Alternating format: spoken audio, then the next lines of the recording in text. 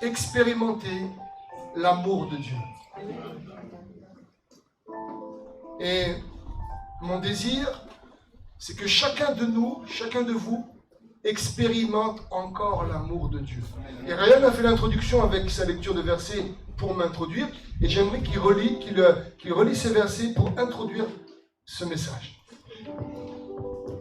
Donc dans 1 Corinthiens au chapitre 2, versets 4 à 5, l'apôtre Paul, en fait, il parle, comme je disais, aux Corinthiens.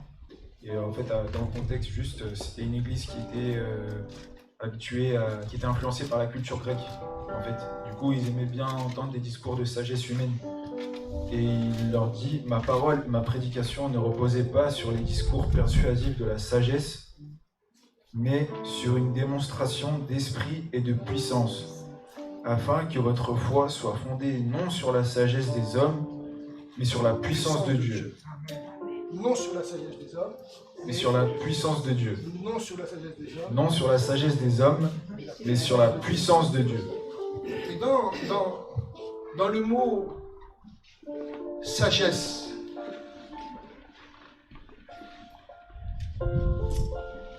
il y a tous ces raisonnements, cette rhétorique. Mais le peuple de Dieu a besoin d'expérimenter la puissance de Dieu. Nous avons besoin d'expérimenter la puissance de Dieu. Tu dis pas Amen. Tu ne peux pas expérimenter la puissance de Dieu. Et c'est pour ça que ce message s'appelle « Expérimenter l'amour de Dieu ». C'est un siècle où on parle beaucoup d'amour. On recherche d'amour, même il y a même des tas de sites de rencontres pour rechercher l'amour à long terme. Il y a des sites de rencontres pour chercher l'amour éphémère. C'est un siècle où on cherche à être aimé. On a des followers sur les réseaux. Alors, des fois, je ne comprends pas les réseaux, mais j'essaye. Voilà, je ne comprends pas grand-chose. Mais on a des amis, soi-disant. Mais quel est notre meilleur ami? Notre plus grand ami, le plus grand de tous les amis. C'est Jésus. Le plus beau de tous les amis, le plus fidèle. Il est Jésus et il nous amène au Père et le Père libère sa gloire. Et j'aimerais avec vous introduire, plutôt continuer ce message dans l'épître de Jean, chapitre 1, verset 4. C'est vraiment très important, si tu peux afficher s'il te plaît. 1 Jean, chapitre 4, première épître de Jean, pas l'évangile de Jean, à la fin de la Bible. Chapitre 4, verset 8 et verset 9. Celui qui n'aime pas n'a pas connu Dieu. Car Dieu est... Voici comment l'amour de Dieu a été manifesté envers nous. Dieu a envoyé son Fils unique dans le monde afin que nous vivions par lui. Que nous vivions, donc ça veut dire qu'on l'expérimente au quotidien, comme une manne quotidienne. Et la fin du verset 8 nous dit que Dieu est amour. L'essence même de notre Dieu, c'est l'amour. L'essence même de notre Dieu, c'est le plus grand de tous les amours. Bien plus que l'amour d'un couple ou l'amour de... C'est le plus grand. C'est le plus grand. Et comment il manifeste son amour? Il va offrir son Fils à Golgotha. Il va offrir son Fils afin que le sang coule pour que vous et moi, par ces meurtrissures, nous soyons guéris, comme dit le psalmiste. Que nous expérimentions la guérison. Vous avez remarqué, dans nos milieux, on parle beaucoup de guérison physique. Et le monde pentecôtiste est beaucoup assis, a beaucoup mis l'accent sur la guérison physique. Mais je crois qu'aujourd'hui, il y a besoin d'une guérison intérieure. Vous n'êtes pas d'accord avec moi?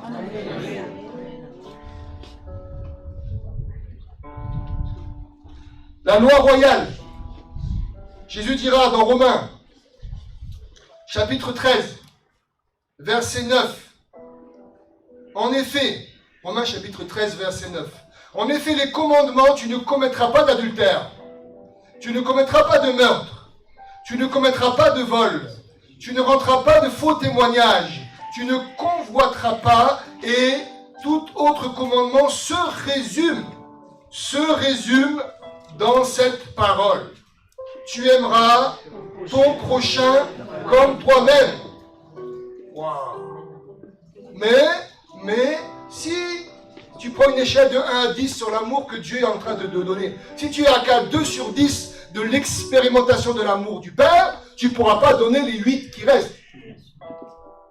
D'où l'importance pour nous d'expérimenter l'amour de Dieu, d'expérimenter la vie de Dieu.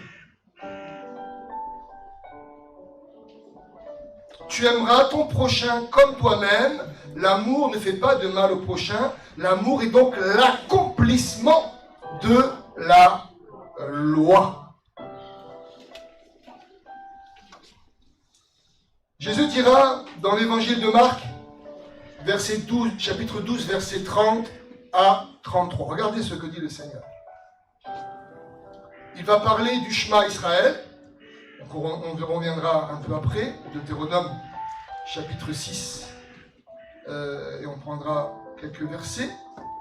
Mais il dit, donc tu aimeras ton Dieu de tout ton cœur, tu aimeras le Seigneur ton Dieu de tout ton cœur, toute ton âme et toute ta pensée, Marc chapitre 12, verset 30, et de toute ta force, il ajoute. Et voici le second, que je viens d'énumérer dans Romains. Tu aimeras ton prochain comme toi-même. Écoutez bien, il n'y a pas d'autre plus grand commandement que cela. Il n'y a pas d'autre plus grand commandement. Le scribe lui dit, bien maître, tu dis avec vérité que Dieu est unique et qu'il n'y a pas d'autre que lui et que l'aimer de tout son cœur, de toute son intelligence et de toute sa force, ainsi qu'aimer son prochain comme soi-même, c'est plus que tous les holocaustes et les sacrifices.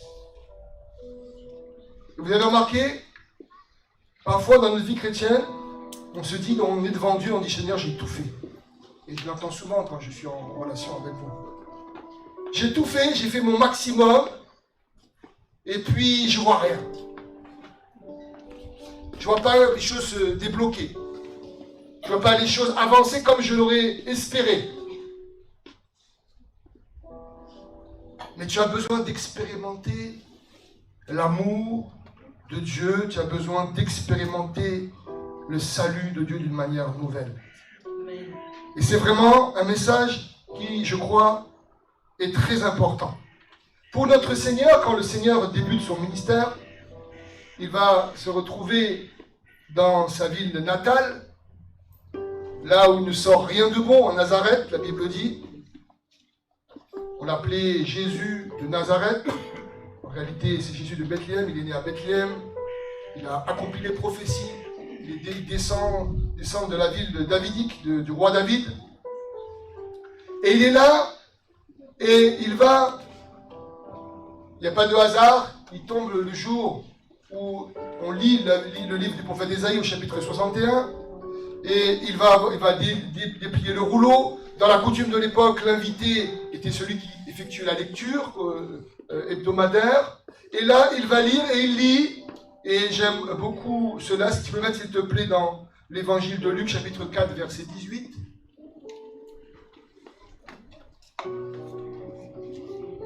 Luc, chapitre 4, verset 18.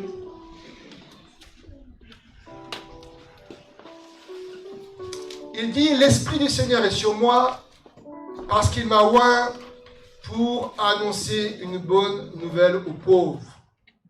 Et regardez, de suite, il enchaîne. Et il dit, parce qu'il dit que cette parole après s'est réalisée, il m'a envoyé pour guérir les cœurs brisés, les cœurs cassés, les cœurs fracassés. Là, il parle de nous, puisque nous sommes venus devant le plus grand de tous les docteurs. Les cœurs qui sont brisés et fracassés. L'importance, vous savez, Jésus ne commence pas le ministère par la guérison physique, il commence son ministère par la guérison des cœurs. La souffrance des fois intérieure peut amener des hommes et des femmes au suicide. Vous avez vu, on en a beaucoup, de plus en plus. Il y a une souffrance intérieure. Il y a des cœurs qui sont cassés, qui sont brisés. Mais dans notre vie chrétienne, elle peut nous amener à l'abattement, à des tas de choses. Au manque d'espérance, elle peut paralyser notre foi. Enfin, Dieu veut guérir nos cœurs dans ces temps que nous vivons aujourd'hui pour que nous puissions expérimenter l'amour du Dieu vivant. C'était une urgence et important pour notre Seigneur que de guérir les cœurs brisés. Il a fait bien sûr beaucoup de guérisons physiques, de délivrance, ça il n'y a pas de souci pour ça. Mais j'aimerais qu'on s'attarde ce matin, sur cela. Il a guéri les cœurs brisés. Et donc, il y a une importance pour nous de bien saisir que ce que nous vivons, les épreuves que nous vivons, les choses délicates que nous vivons, là où nous sommes chahutés, bousculés, blessés, des fois abandonnés, des fois trahis, c'est la vie sur terre, on vit des choses qu'on n'a pas prévues de cette manière. Il faut que tu comprennes ce matin, dans le monde spirituel, dans ton cœur, et pas simplement dans ta tête, mais dans ton cœur, il faut que tu comprennes que ce que tu vis sur terre, Dieu veut l'utiliser pour t'amener dans son cœur d'amour. Et souvent, comme nous avons eu des parents qui nous ont éduqués ils ont fait leur possible. À l'époque, c'était un peu strict. Donc, on a l'impression que quand nous vivons une épreuve, c'est comme on vivait une punition. On vit quelque chose qui dure, c'est comme si on vivait une punition. Et ça ne vient pas de Dieu. Dieu, il donne tout don excellent, vient du Père des Lumières. Tout cadeau, la Bible dit, vient du Père des Lumières. Tout don, Dieu est bon. C'est le temps de l'amour. C'est le temps pour le peuple de se laisser aimer comme jamais. Et dans son amour, il va nous révéler petit à petit nos scories. Et ça, c'est un autre sujet. Donc Dieu désire utiliser nos épreuves, veut utiliser nos difficultés du quotidien pour nous faire expérimenter son amour. Parce que le salut est en marche. Rappelez-vous, le mot salut veut dire sauver, délivrance, guérison. Jésus a promis le Saint-Esprit. Il est parti, il a envoyé le Saint-Esprit pour que nous soyons le temple du Saint-Esprit. Un peuple qui accueille le Saint-Esprit, qui se laisse travailler, façonné par l'Esprit du royaume de Dieu. Et donc, Jésus a vécu l'abandon, la trahison. Et qu'est-ce qu'il va dire comme dernier mot sur la croix? Point numéro 1, pardonne-leur, ils ne savent pas ce qu'ils font. Très souvent, nous aimerions que les gens autour de nous donnent le retour comme nous avons donné. Jésus, comme retour, a eu la croix. Jésus, comme retour des guérisons de cœur, des guérisons physiques, de la délivrance, des miracles et des prodiges, il a eu la croix. Oui ou non? Ceux qui l'ont adoré, quand il est rentré dans Jérusalem, c'est ceux qui ont chanté « Crucifie-le », manipulés par l'esprit religieux. Et nous avons le bénéfice de la croix. Jésus est mort sur la croix pour qu'on puisse vivre une vie de puissance. Il vaut mieux pour vous que je parle, mais je vous enverrai le Saint-Esprit. Ça veut dire qu'on puisse vivre une vie abondante, que des fleuves d'eau vive soient libérés au milieu de nous. Mais, comme je vous l'ai dit, souvent quand les difficultés arrivent, on a des schémas archaïques, on appelle ça en psychologie, où on reprend, on dit « Oh, je suis encore puni, qu'est-ce que j'ai fait de mal ?» Des fois, ça peut être bien sûr des erreurs, on doit se repentir, mais souvent, Dieu veut nous amener quelque part. Et le combat, il est là dans nos cœurs. Il est là le combat. Est-ce que Dieu est un père fouettard ou est-ce que Dieu est amour? Est-ce que Dieu veut transformer mon épreuve pour sa gloire, pour que j'expérimente encore davantage qui il est? Nos épreuves, c'est Jacques qui le dira, premier chapitre, il dit de regarder même comme un sujet de joie complète les diverses épreuves par lesquelles nous sommes en train de passer, parce que ces épreuves-là nous amènent à la maturité, à la perfection. Donc l'épreuve fait partie de la vie sur terre. Mais nous sommes plus que vainqueurs par celui qui nous a aimés. Donc premièrement, nous vivons des souffrances. Et quand les souffrances sont là, il faut absolument que nous trouvions un coupable.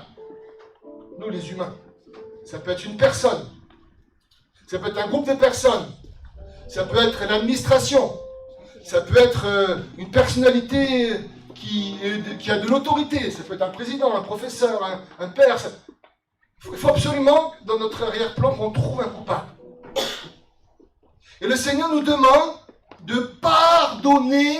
Premier point, pardonner. Si nous voulons expérimenter l'amour de Dieu, il y a la notion de pardon. Et on voit bien, le Seigneur, fait des corrélations sans cesse entre le pardon et la bénédiction du Saint-Esprit. Le pardonner à tout le monde. Et quand on demande ce pardon, ce n'est pas un pardon simplement verbal. C'est un pardon qui vient de la justice de Dieu. Cherchez d'abord son royaume et sa justice, et tout vous sera donné par-dessus tout. Matthieu chapitre 6, verset 33. Donc c'est un pardon qui s'accomplit dans la justice de Dieu. C'est-à-dire de prendre cette personne qui nous a fait du mal, diverses, quel que soit le mal, de décider de rompre le lien qu'il peut avoir à cause de ce non-pardon, décider de rompre ces liens, de prendre la personne, et plutôt les événements, et de les déposer au Seigneur. Et de rompre toutes choses, et de dire, ok Seigneur, c'est toi, la Bible dit, qu'il s'en remettait au juste juge. C'est notre Père le juste juge. Il voit toutes choses, tout ce qui est invisible, tout ce qui est caché, il l'a déjà vu. Et de déposer et de couper. Et dire Seigneur, c'est toi. Et le pardon est vraiment central dans les évangiles. Et on le retrouve même dans la prière sacerdotale. Pardonne-nous nos offenses, comme nous pardonnons à ceux qui nous ont offensés. Ce n'est pas des mots, c'est la réalité de l'évangile.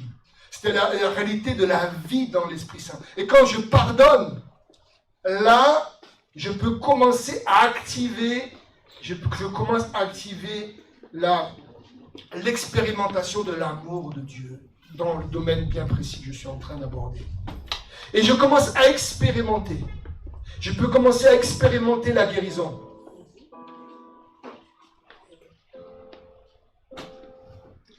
J'expérimente la guérison. Et là, cette parole de Luc, chapitre 4, on a lu tout à l'heure ensemble, verset 18, l'onction du Seigneur est en train de recoller les morceaux du cœur. Quand j'ai des problèmes importants, quand je vis des choses délicates au niveau humain, pour ma part, mon focus, c'est simplement la guérison intérieure. Vous êtes là? La guérison intérieure. Prends le temps de guérir. Prends le temps de régler les choses. Même des fois des choses qui ont eu lieu, même dans le fœtus, peuvent être réglées. Et même dans la conception même, et même avant.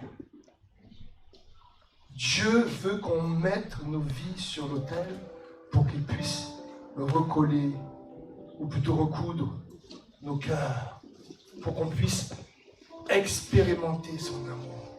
Parce que quand nos cœurs sont brisés, il y a souvent l'incertitude de son amour. On vit selon les émotions. Un coup on est bien, un coup on est moins bien, un coup voilà. Non. Nous sommes des hommes et des femmes de Dieu qui vivons de gloire en gloire par le Seigneur de l'Esprit. Le Seigneur vraiment vient, donc premier point, le pardon. Deuxième point, la guérison. Évangile de Jean, chapitre 14. S'il te plaît, regardez avec moi. C'est la parole de Dieu qui est puissante. Ce n'est pas moi qui suis puissant, c'est la parole de Dieu proclamée dans l'Esprit Saint qui amène la puissance de Dieu. Évangile de Jean, chapitre 14. Regardez avec moi. À partir du verset 15 à 18. Jésus dira, si vous m'aimez, vous garderez mes commandements. Et moi, je prierai le Père et il vous donnera un autre consolateur, un paraclet, un avocat, voilà, celui qui est un défenseur, qui soit éternellement avec vous. La parole s'est accomplie à la Pentecôte. Verset 17, l'Esprit de vérité que le monde ne peut pas recevoir parce qu'il ne le voit pas et ne le connaît pas. Mais vous, vous le connaissez parce qu'il demeure près de vous et qu'il sera en vous. Et j'aime la suite, verset 18. Je ne vous laisserai pas orphelin. Je viens vers vous. Je viens vers vous. Fini l'orphelinat. On est sorti de l'orphelinat. Ensuite, un peu plus loin, au verset 26, mais le consolateur, le Saint-Esprit que le Père enverra en mon nom, c'est lui qui vous enseignera toutes choses et vous rappellera tout ce que moi je vous ai dit. Je vous laisse ma paix, je vous donne ma paix, mais je ne vous donne pas comme le monde donne, que votre cœur ne se trouble pas et ne s'alarme pas. Quand l'enfant de Dieu expérimente le pardon, quand l'enfant de Dieu expérimente la guérison intérieure, les choses se transforment. L'orphelinat est en train de partir. L'esprit d'orphelin ne peut plus avoir de place. Et donc ça veut dire qu'on ne marche plus en fonction de la vue et des émotions, mais on marche en fonction de la foi que Dieu nous a communiquée par son Fils. Un peu plus loin, au chapitre 15, verset 8 à verset 10. Mon Père, chapitre 15 de Jean, verset 8 à 10. Mon Père est glorifié en ceci, que vous portiez beaucoup de fruits et vous serez mes disciples. Comme le Père m'a, moi aussi je vous ai aimé. Demeurez dans mon amour. Si vous gardez mes commandements, vous demeurez dans mon amour. Mais comme j'ai gardé les commandements de mon Père et que je demeure dans son amour. Le Fils était dans l'assurance de l'amour du Père et nous sommes dans l'assurance de l'amour du Fils qui nous amène à l'amour du Père. Wow. La plus belle de toutes les sécurités. Alléluia. On peut avoir des maisons avec des portes blindées, c'est bien, mais la sécurité, c'est la sécurité intérieure. Dieu veut travailler de l'intérieur vers l'extérieur. Dieu veut rassurer ta vie. Dieu veut que tu expérimentes son amour et tout ce qui est autour, sa sécurité, son shalom. C'est vraiment sur le cœur du Père, mais tu dois expérimenter la guérison. Et quand tu expérimentes la guérison, vous savez, vous avez remarqué, quand un arbre, un tuteur est un peu tordu, quand vous le redressez, ça craque parfois, c'est un peu tendu. Et parfois, n'ayez pas peur que ça craque dans votre cœur. N'ayez pas peur de pleurer devant Dieu. N'ayez pas peur de crier devant Dieu. Je me rappelle, après avoir rencontré Jésus, il y a très longtemps maintenant, quand je l'ai rencontré, le Seigneur me dit, tu dois pardonner à tout le monde. Dis-moi, pardonner. Et tu dois apprendre à pardonner. Et j'étais là, chaque jour, le Seigneur me montrait à qui pardonner. Et parfois, je pleurais, je criais, je gémissais. Je ne voulais pas pardonner. Mais le Seigneur, c'était fort en moi. Je pardonnais. Et j'ai expérimenté à chaque fois une délivrance, une guérison intérieure. J'ai expérimenté à chaque fois l'amour du Père. Ce n'était pas... Il n'y avait pas d'homme avec moi, mais j'étais seul avec lui parce que le Seigneur est un Dieu jaloux. Il voulait que j'expérimente son amour, sa guérison, sa délivrance. Et surtout, que j'accomplisse sa justice. Que j'accomplisse sa justice.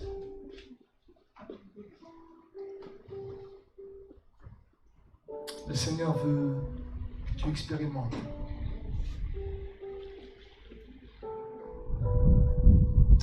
son amour.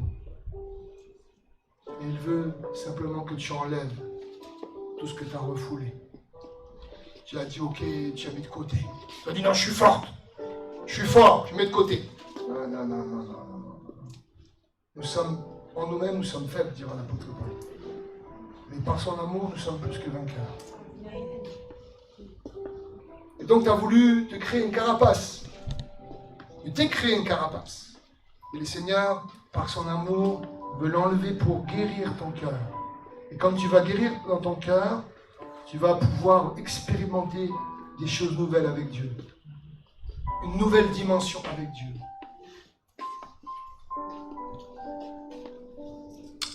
Dieu t'a donné son amour. Il est en toi. Mais il ne va pas forcer les choses. Il ne va pas violer les choses. ne va pas t'abuser. Il veut simplement que tu laisses ta place.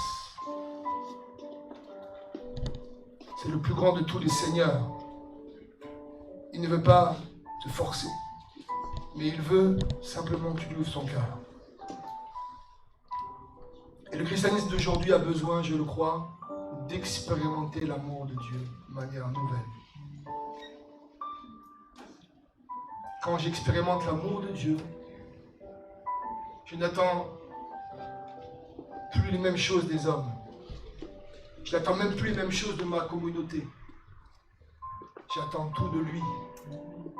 Et je rentre dans une notion de discipulat. C'est-à-dire que je suis là pour donner plus que pour recevoir. Vous avez vu Jésus? Il a donné. Donné. Donné. Un vrai disciple du Père. Il a donné, donné, donné. Une des fois où on le voit demander de l'aide, c'était où? À Gethsémane. Il demande aux apôtres de prier avec lui. Qu'est-ce qu'ils font? Ils ronflent comme certains maintenant. Ils ronflent. Ils dorment. Il a donné. Donné. Et quand ils l'ont tous abandonné, quand il revient avec l'esprit de ressuscité, il va les voir. Il avait déjà prié pour eux et il donne encore. Il monte, il envoie le Saint-Esprit et il donne encore. Ah!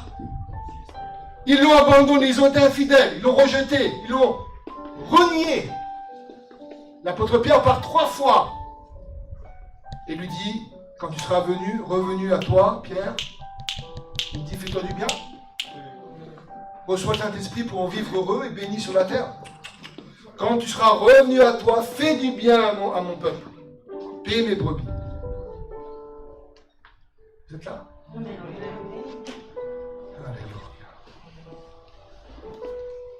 Quand on expérimente l'amour de Dieu, on rentre dans l'école de Dieu, on rentre dans le discipulat de Dieu.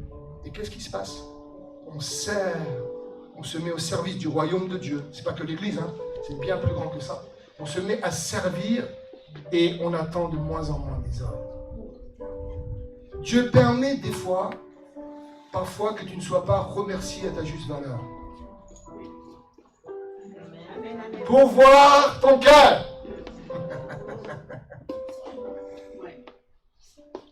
Combien de fois je n'ai pas été remercié à ma juste valeur? Parfois j'ai protégé, couvert, accompagné. Et Marie-Josée, elle le sait. Et parfois, on te crache dans la main. Et Dieu le permet.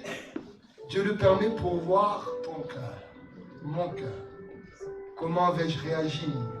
Comment vais-je parler? Comment vais-je rebondir? C'est facile de le faire humainement.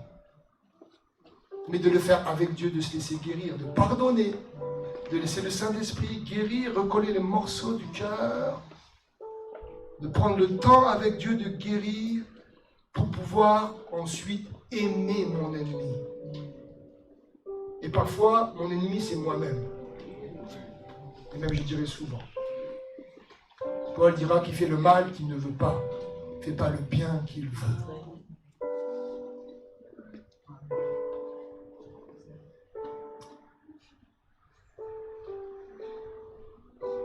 Je pourrais m'arrêter là pour ce message.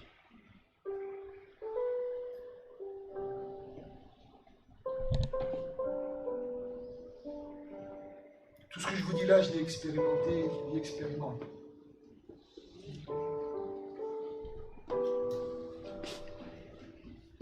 Il y a un jour où chacun d'entre nous sera seul devant le Père. Mais le Seigneur sera avec nous. Il est le bon berger.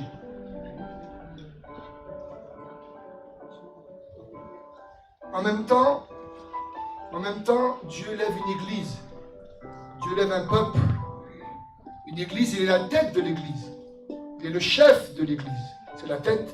Et nous sommes chacun un membre de ce corps. On a besoin les uns des autres. On a besoin de travailler, de s'édifier, de s'encourager, etc. Mais en même temps, il y a une sorte de dualité, beaucoup ne comprennent pas au jour d'aujourd'hui. où on va se retrouver seul à seul avec lui. Prépare-toi à la rencontre de ton Dieu. On va se retrouver seul à seul et personne ne sait quand. À moins que Dieu vous ait parlé, hein. Mais la plupart, on ne sait pas. C'est le temps pour nous de nous préparer, de lui donner toutes choses. Et les jeunes m'ont demandé de parler de nouvelles saisons hier, et je leur ai dit, nouvelle naissance, je ne sais pas ce qu'ils m'ont dit. Je leur ai dit, il faut tout donner sur l'autel. Tu peux me mettre, s'il te plaît, Romains, chapitre 12, verset 1 et 2, on va terminer par cette lecture de versets ensemble. Qu'est-ce que offrir un culte à Dieu? Est-ce que tu es prêt à tout revoir? Tu es prêt à revoir comment tu vis, comment tu manges, comment tu dors? Tu es prêt à revoir ton travail? Tu es prêt à revoir tes projets? Tu es prêt à revoir tes aspirations? Est-ce que tu es prêt à déposer tes peurs, tes craintes, tes appréhensions? Est-ce que vraiment tu es prêt à tout donner comme Jésus a tout donné? Comme les apôtres ont tout donné ensuite. Romains chapitre 12, versets 1 et 2, s'il te plaît.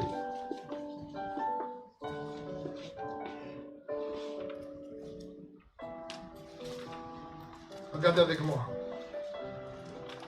Et les jeunes vous diront que dans l'Ancien Testament, on offrait des animaux, des holocaustes, qui étaient comment? Voilà, on les tuait avant de les offrir. On les vidait. Et là, l'apôtre Paul dit aux Romains de Rome, avec un arrière-plan juif, les chrétiens de Rome, il leur dit de s'offrir comme un sacrifice vivant, saint et agréable, vivant. Ça veut dire qu'il est en train de leur dire de tout donner à Dieu. Tout. Si Dieu est un Père, et qu'il est un Père qui est bon, si je lui donne tout, il va me redonner comme du meilleur. Et nous, comme on raisonne avec nos notions de Père terrestre, si je donne tout, vraiment, là, il va garder, il va reprendre.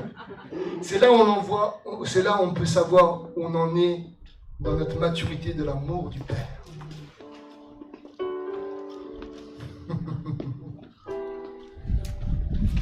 Est-ce que vraiment on a tout donné à Dieu? Est-ce qu'on a tout redonné à Dieu? Et c'est ça, être un enfant de Dieu. Au quotidien, on prend notre croix et on lui offre tout, chaque jour. Pas chaque dimanche, pas chaque samedi, chaque vendredi. Et quand on lui offre tout, on est heureux, parce qu'il nous redonne le meilleur. Je vous exhorte donc, les frères, par les compassions de Dieu, on va regarder ensemble, à offrir vos corps comme un sacrifice vivant, saint, agréable à Dieu, ce qui sera de votre part un culte raisonnable. Quand tu vas au culte, quand tu vis un culte avec Dieu, seul ou avec des frères et sœurs, tu es là pour t'offrir. Tu n'es pas là pour recevoir. Tu n'es pas là pour chercher une expérience. Tu n'es pas là pour rechercher une bénédiction ou une direction. Si tu fais cela, tu te trompes de base, trompes de fondement. Tu as besoin de comprendre que tu es là pour lui donner ta vie. C'est toi la louange. C'est toi qui est l'holocauste. C'est toi qui t'offre. Et lui, il peut travailler ton cœur. Il peut mettre des choses dans ton cœur. Il peut restaurer des choses. Il peut révéler des choses. Il peut ensuite donner des paroles pour sa gloire. Et quand tu les auras, tu te mettras au service. Et non, tu vas pas abuser de la bénédiction, mais tu vas te mettre au service. Tu vas pas dire seulement je suis bien, gloire à Dieu, j'ai plus besoin de Pierre, Paul et Jacques, j'ai plus besoin de vous, moi je travaille tout seul. Non, non, tu vas te dire je me mets au service. Parce que je suis un serviteur. Vous savez ce que c'est un serviteur dans la Bible? C'est un esclave. Un doulos en anglais. Un esclave. Quand tu te maries, tu deviens esclave de l'autre.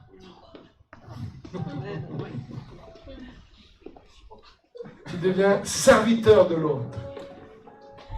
Et un serviteur, vous m'avez compris dans mon jeu de mots, un serviteur, il a un esprit de service, plus que de revendication.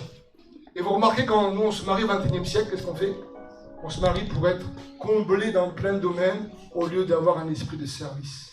Nous les chrétiens, nous devons être des témoins dans notre mariage, de serviteurs et de servants. Et si quand on le sert, rappelez-vous que le mariage, c'est l'image entre Jésus et l'Église. Donc nous avons notre époux, nous servons notre époux. Et nous servons donc qui dans nous servons notre époux? Nous servons le roi de ce royaume. Et nous servons également son corps qui s'appelle l'Église, le corps de Christ. Quand on va prendre la Sainte Seine bientôt, on va prendre le corps de Christ. On va manger le corps, on va, comme j'ai dit la semaine dernière, des cannibales spirituels. On va manger le corps de chacun. D'où l'importance de se regarder dans les yeux les uns avant de prendre le corps, d'être en règle avec Dieu le Père, avec le Fils, mais également avec toute l'Église locale. C'est pour ça que Paul parle comme ça dans 1 Corinthiens chapitre 11. Il dit qu'il y en a qui sont malades, etc. Parce qu'on a pris pour certains la Sainte Seine indignement. Mais ça, c'est très rare ici. Ici, vous êtes très spirituel, donc ici, c'est très rare. Je parle pour ceux qui nous écoutent. Quand on fait cela, on met cette dynamique-là, l'évangile, c'est simple. Quand vous commencez à être compliqué dans votre cœur, ça ne vient pas de Dieu. Ce n'est pas compliqué, l'évangile. Le royaume de Dieu n'est pas compliqué. Le monde spirituel n'est pas compliqué. Il faut revenir à la simplicité. Il faut s'humilier devant la main de Dieu. Donc, on va s'offrir ensemble. Alléluia. Dis à ta voisine, on va monter sur l'autel.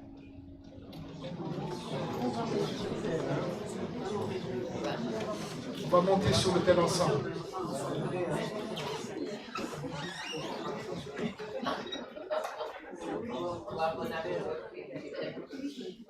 Peut-être que des fois on devrait être un peu plus catholique dans notre format de bâtiment. On va mettre un autel ici, on va pouvoir s'arranger dessus les uns après les autres. Et Dieu, voilà l'Holocauste d'aujourd'hui. Et vous savez qu'est-ce qui se passe quand les jeunes, quand on monte sur l'autel et qu'on s'offre, qu'est-ce qui se passe? C'est les jeunes, parce que j'aurais expliqué des choses hier soir, c'est tout frais. Qu'est-ce qui se passe?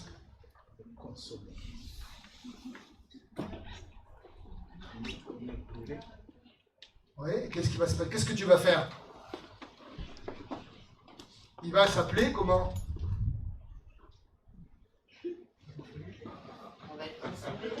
Rappelez-vous Abraham avec Isaac.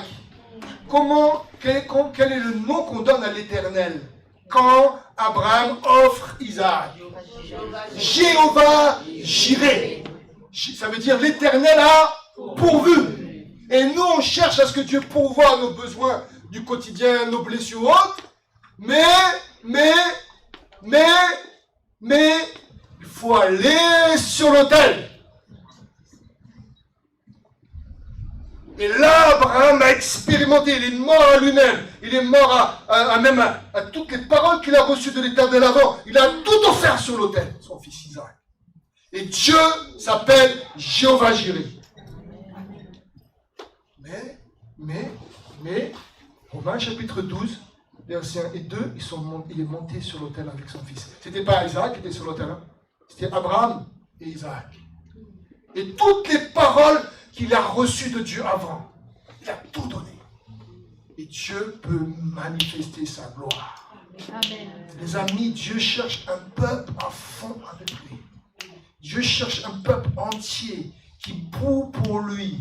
On est tous pareils, on a besoin du feu de Dieu, de la grâce de Dieu. On n'est rien sans lui. Sans l'onction de Dieu qui vient, vous recevrez une puissance. Il a dit qu'il nous baptiserait d'Esprit Saint et de feu. Mais sans cela, avant cela, il faut monter sur l'autel pour rafraîchir tout cela. Amen. Alléluia. Je ne termine pas sur là où un peuple, là où une femme, un homme, ou un peuple, une église monte sur l'autel, l'adversaire ne peut pas rester.